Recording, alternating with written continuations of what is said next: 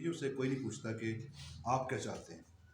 تو جب اس طرح کی کھینچا تانی ہوگی اس ساری صورتحال میں پاکستان جو بطور وکیل کے طور پر ہمارا مقدمہ جو ہے وہ سفارتی محاذ پر لڑ رہا ہے، تو جماعت اسلامی نے ہمیشہ جو ہے وہ کسی بھی ایسے اقدام کو جو غیر متنازع جگہ پہ ہو اس پر انہوں نے جماعت اسلامی نے کھڑے ہو کے اس چیز کو روکا ہے.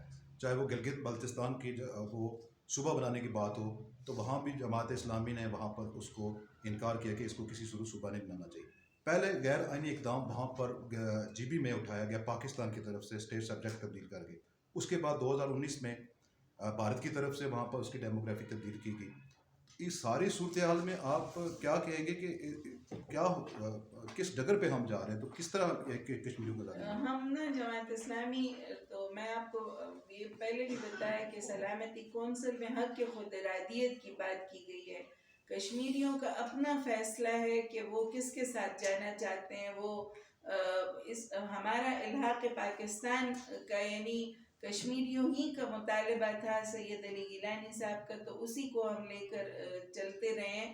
لیکن میں سمجھتی ہوں کہ نئی جو نسل ہے وہ جس طرح چاہے گی، ظاہر ہے وہ ایک خود مختار، آپ انہیں غلام نہیں بنا سکتے، نہ پاکستان کا نہ بھارت کا.